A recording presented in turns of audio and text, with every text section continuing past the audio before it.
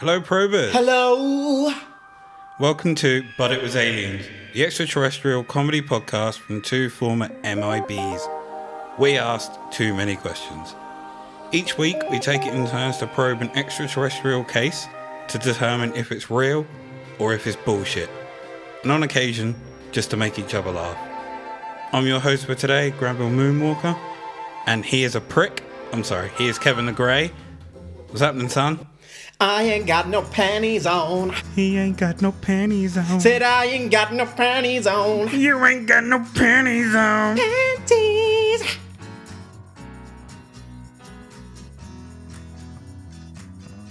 So today we are looking at a married couple who have been abducted several times throughout their life. Whilst married, and for one of them, their earliest memory of abduction was from childhood. Below, just for you, Kev, is a picture of both Donna and Clayton Lee. These two look like miserable bastards. To be fair, that was a snap taken from an interview they did with Fox News. Well, the gentleman, sorry, what was his name? Clayton. Clayton looks like a miserable bastard. He doesn't look happy, does he? Not at all. Like, there's no joy to be found in his face whatsoever.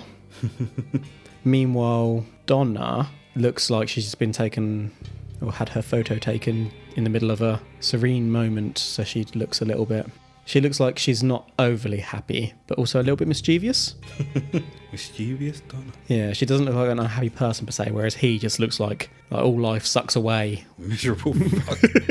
He is the most miserable looking man I've literally ever seen. My gosh, the more I look at him, the more I want to jump off a bridge or something. Just I can feel my life force waning. So, in 2005, Clayton and Donna, who had been married for 19 years at the time, were having their interview with Fox News. Mm-hmm.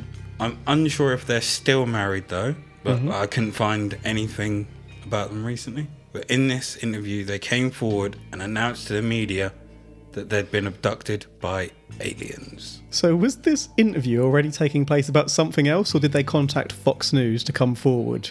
I think they went forward with the news, and Fox News were like, come on and do an interview. So if I contacted Fox News and was like, I've got a story to tell you guys, would they turn up at my door? Who knows? Give it a try. I'm going to Google Fox News' number after this episode. Do it. What the fucks? But the Lees weren't in hysterics. And well, he clearly wasn't, was he? Bloody hell. And it didn't seem to them to be a joke. No shit. Because this had been happening throughout their marriage, and for Clayton, from as long as he could remember.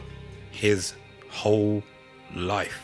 They could have given him a sense of humour, couldn't they? They could have. Now, during the interview, the interviewer says, when you first tell people you've been abducted, most people would say you're a nut. You're a nut!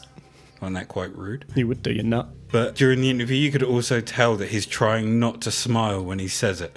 Oh, they're like, the best interviews. He's trying to fight that smile. They were asked, why would you even come forward? Wouldn't you keep something like this to yourselves? I mean, would you? No, I'd tell you. I don't know if I'd tell Fox News. If I was hoaxing, I'd tell Fox News. But I might be a bit embarrassed if I was genuine. I'd probably try and go through the... or would I? I was thinking I'd go through like the scientific channels to check what was happening. But then, as we've discussed before, that might flag our names up with our old colleagues at the MIB head office. Mm-hmm. So maybe I would go to the media to get my name. Maybe I'd go to the media with an agreement they could publish it after a certain date unless something happens to me.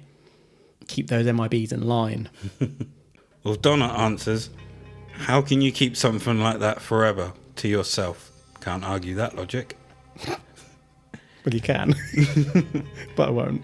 Kev, you can't argue that logic. They claim that the more they get abducted, the more it reveals past memories of abductions. The earliest one for Clayton being when he was a child. He was playing in a park in the city when before he knew it, he was floating in the sky, and in a blink of an eye, he could see stars. He then turned to see black before he lost consciousness, which brings me to 3 distinct trains of thought. One, that he was abducted by MDF and trained, but then they wiped his memory when they returned him to his childhood timeline, which explains all the blanks. 4 trains of thought. Go on. 2. What kid goes to the park to play on their own? The shit ones. I'm sorry, lonely children. I didn't mean that. You'll make friends. So the aliens immediately knew that they could take him for a short amount of time without anyone knowing. He was the easy target, yeah. Exactly. Fair game. 3. If he was there with other kids, then that clearly means aliens have some kind of technology to freeze everything within a specific location. Ice to see you.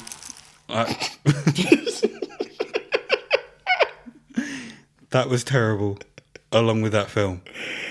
Yeah. Imagine a giant invisible dome over London. Now, before you enter the dome, everything's normal and looks fine. As soon as you pass into the dome, boom, you're frozen. Then they remove it, everything goes back to normal. So you said, imagine a dome. Immediately, I found myself within the crystal maze. I've done the crystal maze. It's awesome. We should go once we're able to move around the country. Yeah. And 4. They have a giant neuralizer and just neuralized everyone once they'd taken him. I like that. Yeah. I'm in. He's miserable because he's got no happy memories. They've all been neuralized. Everything. He's been neuralized. Sorry. Clayton also still has a scar on his torso, which he has no recollection of how he got it. None. These little maybe tall bastards cut him. Little maybe tall. He's been neuralized. Or he's been neuralized by the MDF. Or it was just they took him because he had no friends. Well, again, he's an easy pickings. target. But then did he have no friends? Because he's had all his memories taken away. Doesn't remember them. He doesn't remember them. Or he has no experiences to share to make friends. Because he has nothing to talk about because he can't remember nothing. Also a good point. Or, so it's aliens, right? Or, I'm just about to branch off into my first non-alien theory. There's some heavy abuse of alcohol, or perhaps even domestic abuse within this marriage. One of them is pulling along the other one. Make sense? So who's beaten?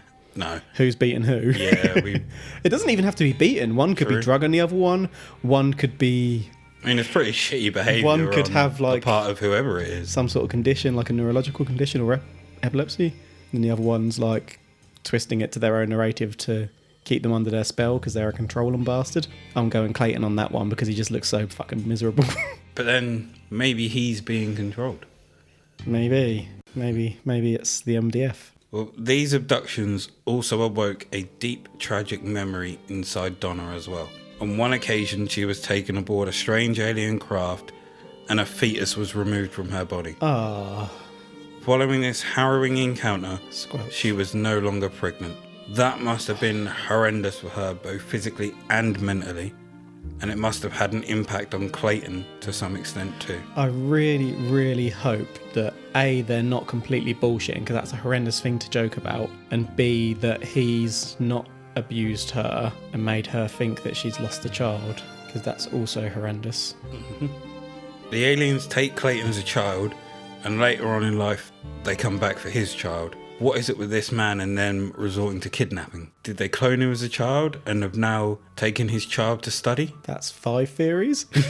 Is he the alien clone and the real Clayton is somewhere in the stars? 6. Or, do you remember that lady, was her name Stephanie or something? The one you studied who was a magnet for aliens? That wasn't Stephanie, was it? No, it wasn't. I don't know why, but I've just blanked on her name. I want to say Mary Beth now, but I don't know if that was it either. Definitely wasn't. Oh, what was it? Hillary. Have we just found? Annoyingly, I was just looking that up and it came to me as I looked it up. Have we just found her male equivalent?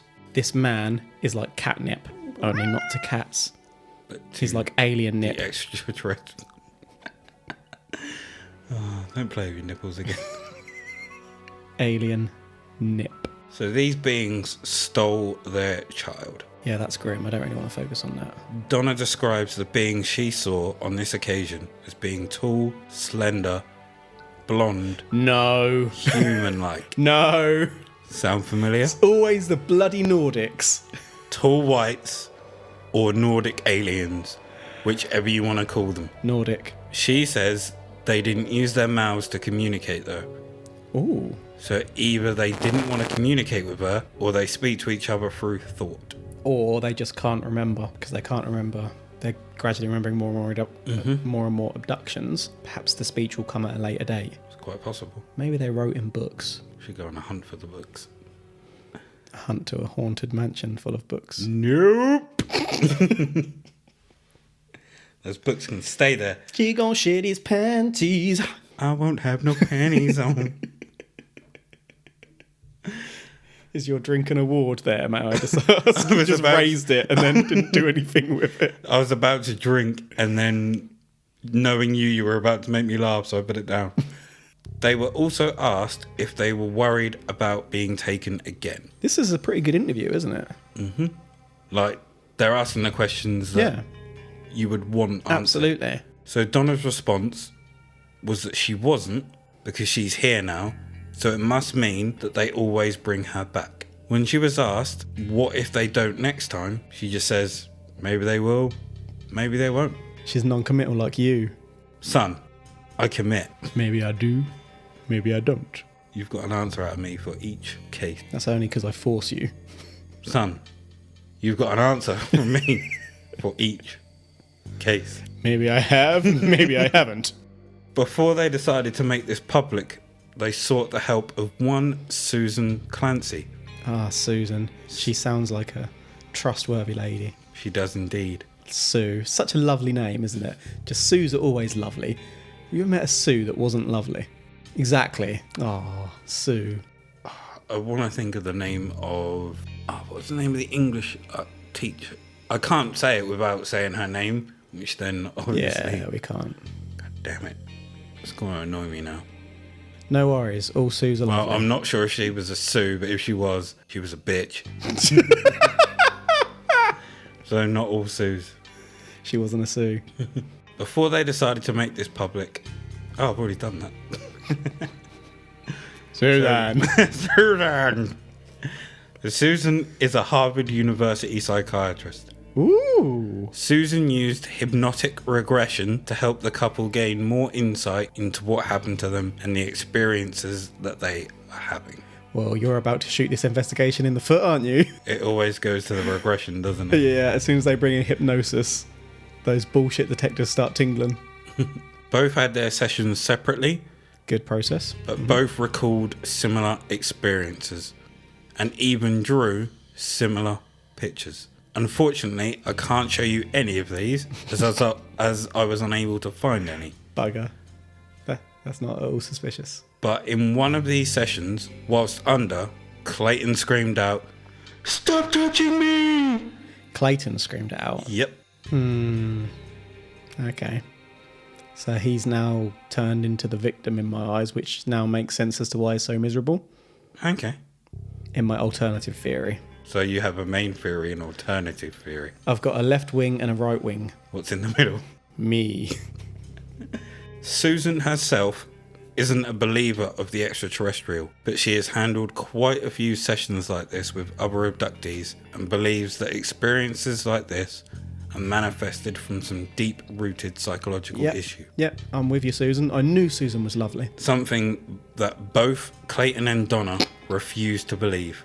Of course they do. It's easy to say this about a single individual, but how can you make that claim about a married couple? How can they be reiterating very similar information under hypnotherapy, and how can it be rooted to the same psychological issue? That just didn't add up to them. And you know what? It just doesn't make sense. It doesn't add up to me either. Right, so that could happen when it's a hoax and they've pre-agreed on it and they've gone over it so many times that it becomes buried within their subconscious. It could come in that one or both of them wasn't really under hypnosis when acting as if they were, because that would be very hard to detect if someone really knew what they're doing. Mm-hmm. And so either they're trying to make this story up and convince people, or one of them has abused the other one so much that they've convinced them that it's happened. It could be, like she says, a psychological break, So, Sir? how long do you think it would take for a story like that to root into two people's consciousness so much that they believe it's real? I'm not convinced that they believe it's real just yet, but hypothetically...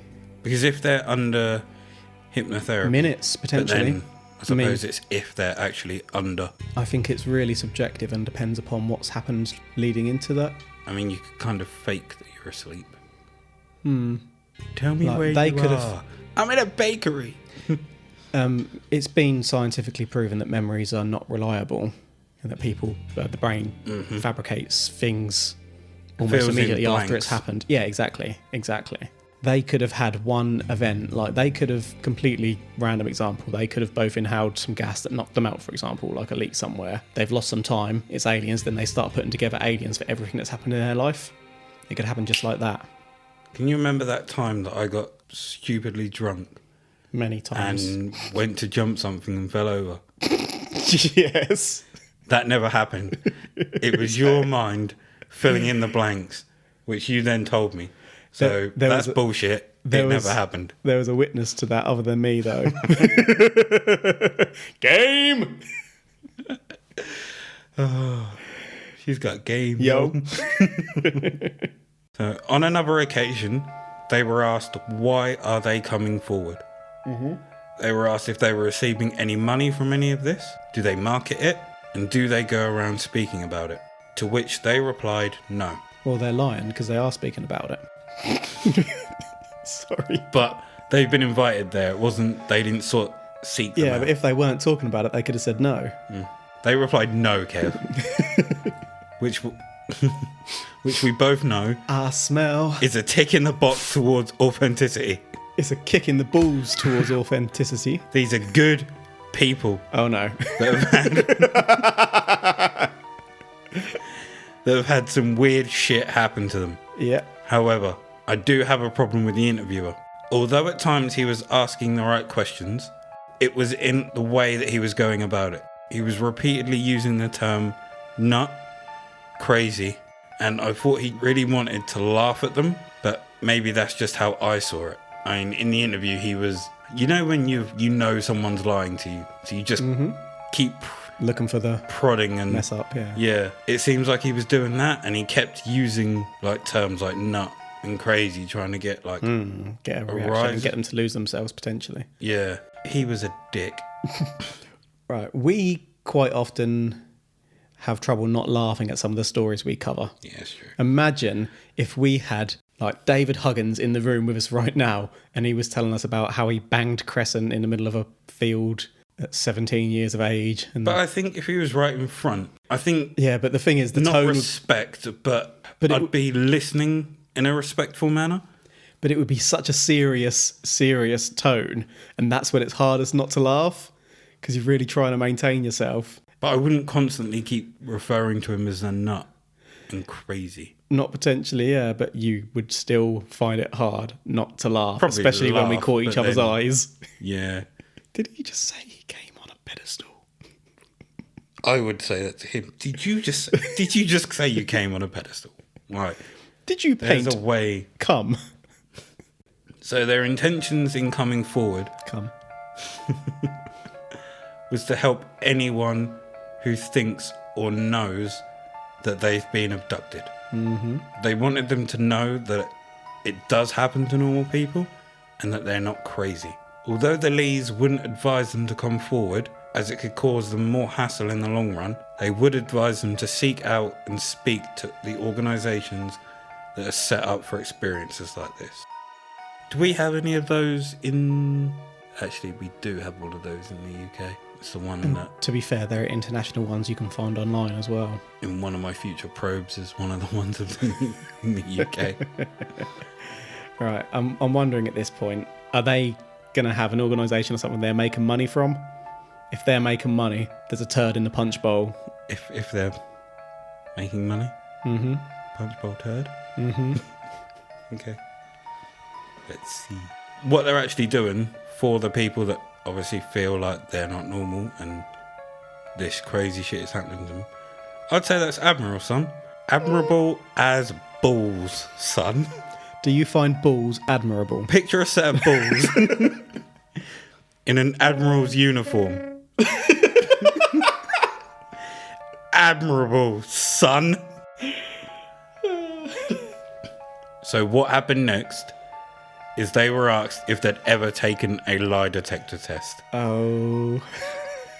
Whilst Donna chuckled and said no, Clayton's response was, "Why would we want to do that?" Suspicious. Which, unfortunately, opens up the doors to the doubters. That's a gaping doorway right there. But Clayton says they're not trying to impress anyone, and Donna says she knows what happened to her, so they are not that fussed if people believe them or not. So, although this is a shorter one than normal, Oh, is that it? yeah, there's not too much to this at all. Tried to find more, but everything just takes me back to that interview. So they did one interview. I couldn't find any like newspaper clippings, couldn't find what happened to them afterwards. It's as if they dropped off the face of the earth. No. Or went up. The truth is up there.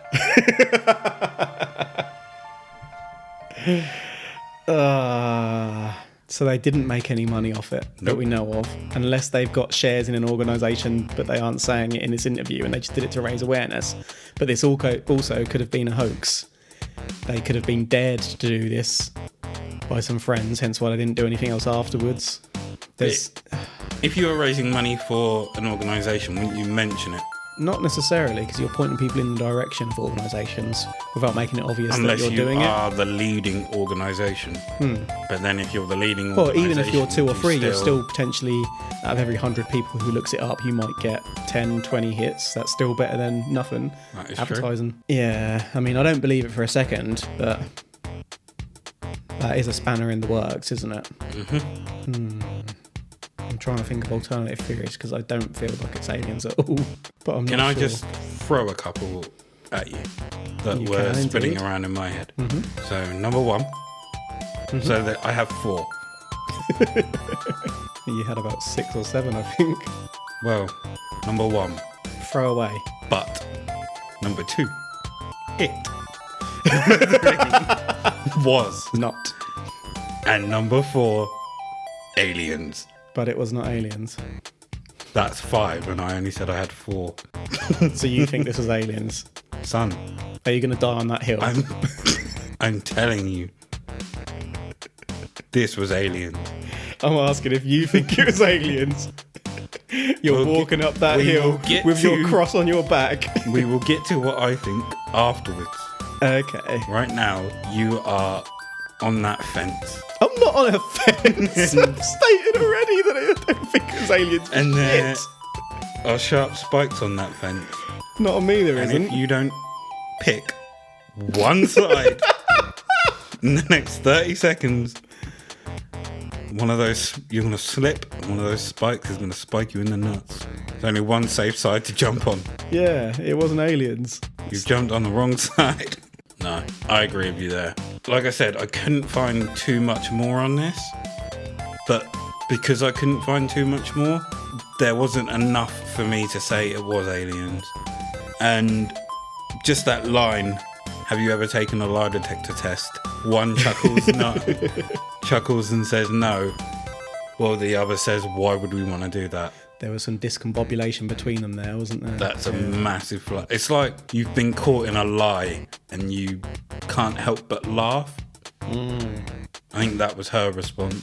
Well, he was able to keep a straight face and reply. But she sits on a throne of lies. Yeah. This is a pretty crazy story in terms of the continual abductions, but it wasn't aliens. The conclusions I came up with are pretty dark though. What I noticed is that Donna does most of the talking and the experiences seem to happen to her. Oh. So my theory is maybe they lost a child early. Oh. Not sure how, but like maybe the baby died inside her. She's taken to the hospital, has surgery to remove the baby, and she kind of comes to partway through. So that's a terrible thing to go through. And maybe she was like, while they were operating, she came to, didn't really have a full grasp of her surroundings, but could see Obviously, the operating room, Oh, yeah. Like faces are blurry. people in masks as well with she would have seen equipment. doctors. She would have only seen eyes. Obviously, she wouldn't have seen like mouths moving as they spoke. She comes out of surgery, and when she comes out, she's no longer pregnant. So as a coping mechanism, as she kind of woke up halfway through, her brain constructs the imagery of aliens. And Clayton, who can't bring himself to break it to her and put her through that kind of stress again, has just decided to go with the story, not expecting it to get this far. Yeah, that is absolutely horrid. I still think they were just flat out lying, but if it's your explanation, then that's awful. It's one of those ones where I kind of hope they were lying, because I don't want anyone to have to go through that. That is pretty horrible. Well, thank you for ruining my day. Apologies for that being pretty dark. So, let's lighten it up a bit. That's it from us today. Okay. And thank you for listening. If you've left us a 5-star review, we want to say a massive thank you. Thank you. Thank you. We may read some of these out on later episodes. Do you find yourself going to sleep and not remembering anything when you wake up? Yes. Do you find yourself suffering with bouts of deja vu? Yes. Do you find yourself going to sleep and not remembering anything when you wake up? Yes. #PRO